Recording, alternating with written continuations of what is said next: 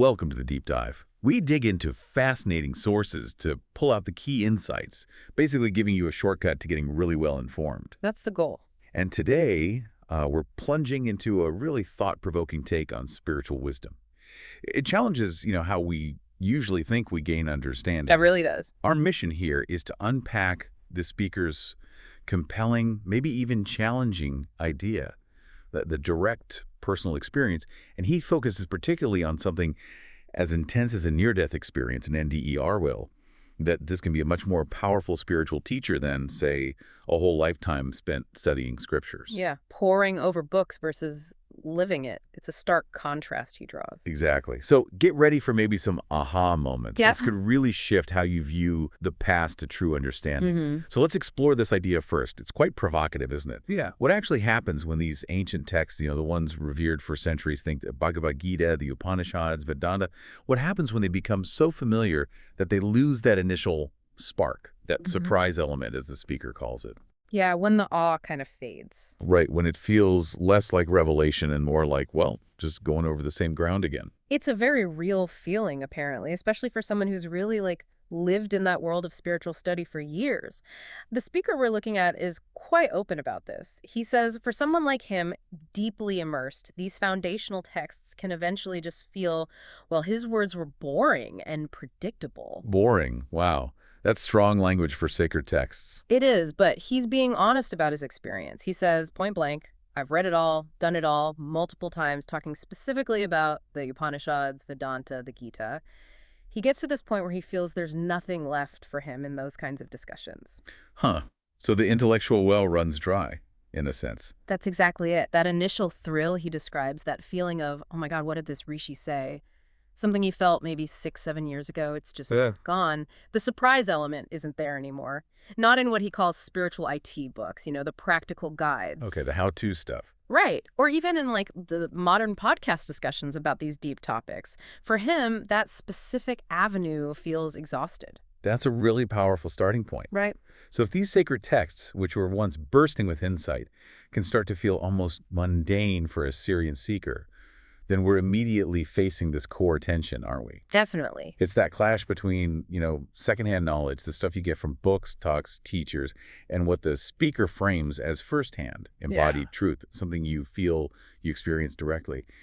How does he describe making that shift himself? Well, he talks about his personal preference, and it's shifted quite dramatically. He finds himself, in his words, more awake, more alive, more alert when he's actually dealing with near-death experience cases or life-between-lives cases. So direct accounts of consciousness outside the body. Exactly. He says he gets goosebumps digging into these cases. It's a physical, visceral reaction, right? A connection he just doesn't feel anymore from purely academic or, let's say, intellectual spiritual talk. He calls it his personal take, feeling these direct experiences are much closer to him, more real somehow. And he contrasts this with other modern spiritual discussions, too. He does. He mentions listening to podcasts with, really respected figures. He names Sarva Priyananda, the Vedanta scholar, and Bernardo Kastrup, the philosopher, talking about consciousness. And while they're discussing profound books and ideas, he admits, I don't feel the difference anymore. He's not getting new insight from that kind of discussion. So it sounds like he's hitting a kind of saturation point with intellectual learning, a point where just adding more information doesn't equal deeper transformation. Precisely. That's a great way to put it. He notes that even in classes or deep dives on really complex ideas like non-duality or duality or Brahman, the ultimate reality in Hinduism, he doesn't find anything challenging or unexplainable anymore. Not in the discussion format, anyway. He's mastered the concepts intellectually. Maybe mastered isn't quite it, but he's processed them to a point where the discussion feels done. He actually admits sometimes he just feels like saying, I don't know, simply because engaging on that level feels too boring. Not because the ideas aren't huge, but the repetition of exploring them intellectually is tiring for him. Okay, I need to hear this analogy he uses. It sounds like it really captures his frustration. Oh, it's striking. He compares teaching these foundational spiritual concepts over and over again to being a class 2 teacher, like a second-grade teacher who has to endlessly teach a plus b squared or basic fractions, or even, he says, photosynthesis and stomata from old-school textbooks. Things that don't change. Exactly. Knowledge that stays the same for decades. He says he finds that kind of repetition just impossible to keep doing with passion. His point is, these core spiritual ideas, vital as they are, often get taught in that same repetitive way. And if you've gone really deep, the intellectual approach just stops feeding you. It stops being transformative. Wow, that class 2 teacher analogy really lands. It's not dismissing the knowledge, but the method of repeated intellectual transfer. Right. It's about the lack of new experience or insight through that method. And this leads us straight to his really bold, maybe even radical claim that the most profound, the truly shape-shifting and mind-shifting spiritual experiences, in his view, only happen through NDEs, whether they're induced like through certain practices or spontaneous. Yeah, that's the core of his argument. And he even downplays out-of-body experiences, OBEs. He does. He calls them merely a trailer for the full NDE. Like they give you a glimpse, a little teaser, but they don't have the full life-altering, transformative power of a genuine near-death experience. That's a significant hierarchy he's proposing there. And it's not just, a casual thought for him. It shapes his whole view. He goes so far as to say that for him personally, if he were choosing a spiritual guru or teacher, he would only consider someone who has dealt with spontaneous NDEs, meaning someone who has actually naturally gone to the brink of death and made that U-turn back. Seriously. That's an incredibly high bar. It is. It really underscores how much authority, how much truth he places on that direct lived experience. It suggests for him that nothing else compares. No amount of study or intellectual brilliance matches actually being there. Only someone who's crossed that threshold can truly guide others, in his view. Okay, so the intellectual path hits a wall, and NDEs are presented as this unique catalyst for undeniable transformation. We absolutely have to get into why these experiences are so powerful for him. And he has this specific case, right? The woman from North Carolina. This seems crucial. It is. It's incredibly vivid and, frankly, quite harrowing. It really anchors his perspective in lived reality, not just theory. This woman had a spontaneous NDE after a suicide attempt. She shot herself in the face with a pistol. Oh, my goodness. Yeah, the physical aftermath was catastrophic. One side of her face was, his words, completely gone. The left side didn't work anymore, so she could only communicate from the right side, kind of like patients with severe paralysis. That's unimaginable. He saw her on video call, saw the reports. Part of her brain was gone. Her left earlobe wasn't working. Surgeons had done extensive skin grafting using skin from her abdomen. She'd had excessive bleeding, was in a coma for a few days in the ER. It's amazing she survived. A miracle. Absolutely. But the core of the story for the speaker is what happened during the NDE. She made spirit contact. She met her deceased father and also her mother's sister, her Masi, he calls her, using the familiar Indian term. Wow. And through that direct encounter, she learned with absolute certainty that people exist after death. This wasn't a belief she adopted or a philosophy she read about. It was something she saw, she knew firsthand. Undeniable for her. That context is just... Oh. It takes it completely out of the realm of the theoretical. And the central insight she gained from this horrific experience, the thing that really struck the speaker, what was it? He asked her directly. He said, okay, you're back, you're aware. What's the very first aha moment you had after this NDE? And her answer, so simple yet so profound, was, I am not my body. I am not my body. Just like that. Just like that. And this is what makes it so remarkable for the speaker, why it carries so much weight. You have to understand her background. She had apparently no idea about Hinduism, Upanishads, or any of the scriptures. Zero context. Literally, none at all. He describes her as religiously agnostic, completely neutral, no inclination towards any spiritual texts or belief systems before this happened, and yet she arrives at this monumental conclusion, I am not my body, purely, directly, spontaneously, through her own experience. No intellectual priming. None. It was, as the speaker puts it, the practical way, not a theoretical way, of knowing this. And because she lived it, that truth is now ingrained in her. It cannot be taken away. It's not an idea she holds. It's part of her being now. And it's just so striking, isn't it? Because that personal revelation coming from nowhere basically mirrors a core teaching that people have debated and written about for thousands of years. Exactly. It's like, what Sri Krishna tried to give Arjuna in the Bhagavad Gita, that fundamental point. You are not your body. Your true self is beyond the physical. So this one case becomes this powerful illustration. You could spend a lifetime reading and thinking about, I am not my body. but it might not hit with the same force, the same undeniable conviction as experiencing it directly at death's door. That's precisely the point. The difference between knowing about it and truly knowing it in your bones in a way that just rearranges your whole reality. And the impact on her life afterwards, was it immediate? Oh, absolutely. Just as profound as the insight itself. Two things happened, he says, in parallel. One, she completely lost the fear of death. Completely.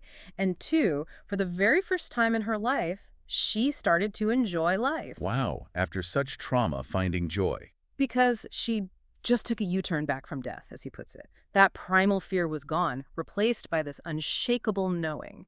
It led to this huge shift in perspective, letting her actually embrace living because she'd seen what was beyond it. That's incredible, such a profound transformation. But her experience offered more than just personal insight, didn't it? There was something about consciousness itself. Yes, exactly. This is where it gets even more compelling data-wise. The speaker shares these incredible details from her account that just shouldn't be possible according to, standard models of brain function. Like what? Well, remember, her body was in a coma on a ventilator for nearly 27 days. 27 days. Yet she recounted specific, verifiable observations from that time. She said she saw the nurses from above while her physical body was being resuscitated down below. Okay, the classic overhead view. Right, but it gets more specific. She recalled with perfect clarity hearing conversations from the adjoining room where doctors were having lunch.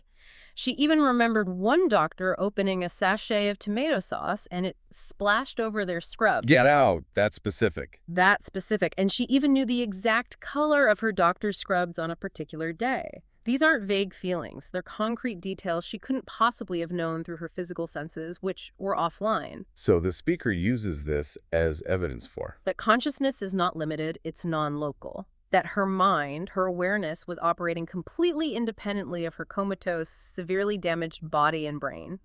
It's powerful evidence against the idea that consciousness is only a product of the brain. Okay, so this is huge. It's not just about personal peace. It's potentially redefining reality and consciousness. Which brings us back to his really bold claim, NDEs as the only real shortcut. Yeah, the ultimate fast track to spiritual growth. He genuinely seems to believe they're the only way to, as he puts it, take your learning 100x and to bypass the stupid lifetimes of slow, gradual understanding. Stupid lifetimes. Yeah. He doesn't mince words. No, he's quite blunt. He states very clearly nothing is above NDE, and this is based on his own work, his observations over, he says, 10 to 15 years. He feels he's found nothing conclusive or tangible elsewhere that delivers that same level of direct, transformative knowing. And he connects this to meditation, too. He does. Yeah. Specifically to Shavasana, which he calls the death experience meditation. He describes it as a kind of induced NDE, Okay. where you artificially try to enact that you are going to die within the meditative state.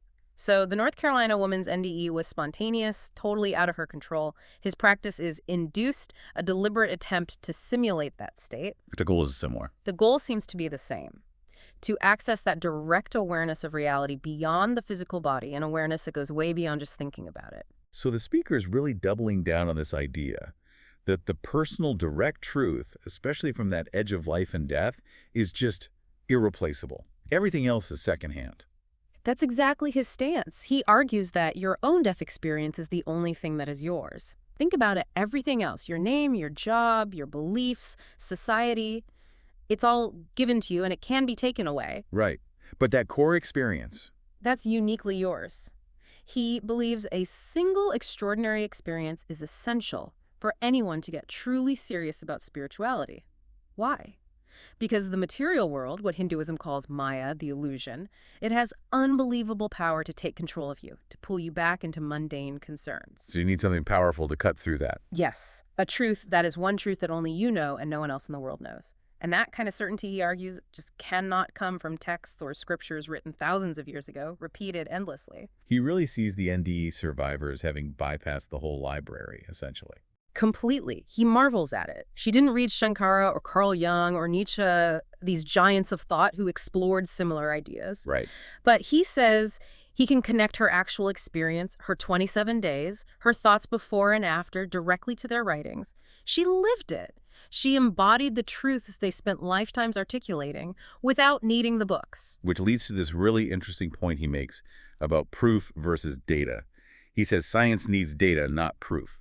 Can you unpack that? Yeah, it's the crucial distinction he draws. He contrasts mathematical proofs like proving a theorem, which is absolute, with scientific data, which is Right. based on observation, on evidence. Okay. So when people ask him for proof of reincarnation or proof of his NDE claims, he says, look, I don't have a proof like a math equation. I have data. I have people. I have their stories, their experiences. Science works on data. And he's adamant he has more than enough data. So it's about observing the effects. Exactly. It's like you can't directly see a subatomic particle, right? But you measure its effects, its traces. You can't directly measure love or anger with a tool, but you absolutely perceive their effects in someone's voice, their actions. Or gravity even. We see its effects. Perfect example.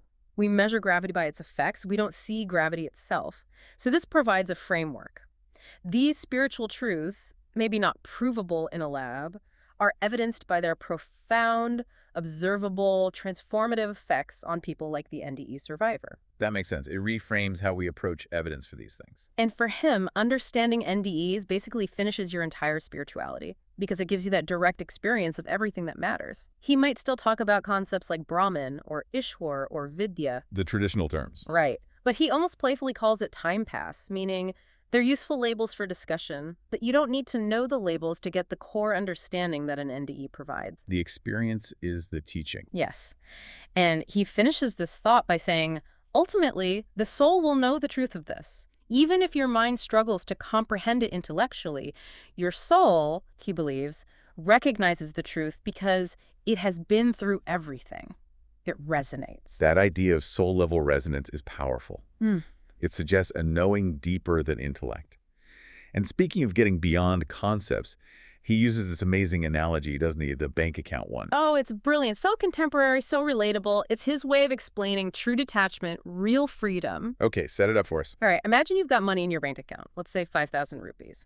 You travel abroad, you pull out your phone, open the banking app. Yep, the balance is still there. Digitally, anyway. It's standard stuff. But he asks, did you physically carry that money with you? No. It's just a record in the bank system. Now, here's the twist. What if you forget your password? Or your phone breaks? Or the facial recognition fails? Uh-oh. Locked out. Exactly. Even though the money, whether it's 5,000 rupees or 100 crore, a billion rupees, even though it exists on the bank servers, it's recorded. You cannot claim it as yours. You've lost access. Right. It's there, but not available to you. And that's the spiritual lesson. That's the core of it. That act of forgetting the password, he says, is the essence of nishkama karma. Action without attachment to the results. Ah, okay. So it's not about making the money disappear. No. And this is crucial. He says people mistakenly try to zero out the account, doing endless rituals or charity, trying to clear their karmic balance sheet. He's quite pragmatic. Right. That zero balance might never happen. It might become negative balance, whatever. Right. The real goal isn't erasing the balance, it's forget your password.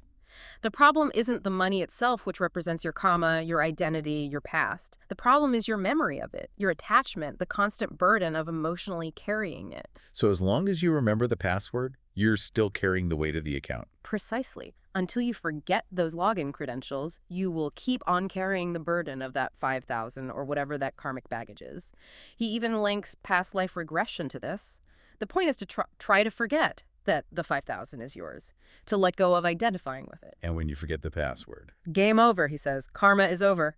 That detachment, that non-identification, that is what leads to so-called enlightenment, using Krishna's language. Wow. That is such a clear and modern way to explain detachment. It's not about annihilation, but about losing the claim, the attachment. And this ties into ego, the ahampav. Directly. He says all the suffering, the root of your sorrow, your sheer folly, it comes from constantly logging in, checking the balance, entering the OTP, showing off. Look, my bank balance, my login, my face ID, my thumbprint. That constant my say. That's the ego, ahampav. The relentless identification with the account, claiming it as me and mine. And he notes, yeah, this analogy works so much better now with mobile banking than it did 10 years ago with physical passbooks. It's instantly understandable. The burden isn't the account's existence. It's the constant need to log in and say, this is me. Okay, so if forgetting the password is the goal, the ultimate spiritual practice leading to freedom, how do we actually do that? How do we work towards forgetting? Well, he ties the analogy right back to the practices he advocates.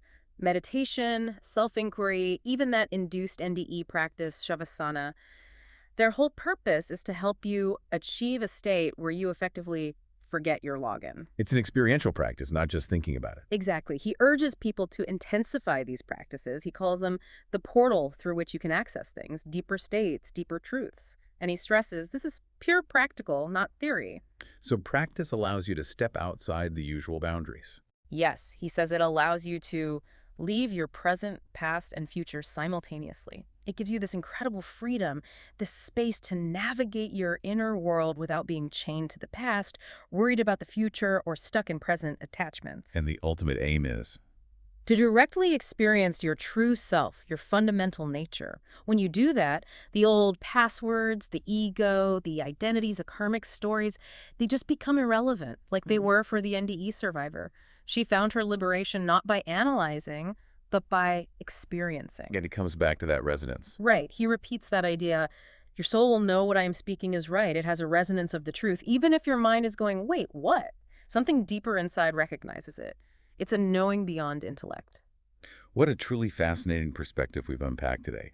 This deep dive has really explored this powerful, maybe controversial argument that while studying spiritual texts is valuable, the most profound, life-changing wisdom often comes not from the books, but from direct, undeniable experience, like an NDE. It really shifts the focus from information gathering to embodied knowing, doesn't it? Absolutely.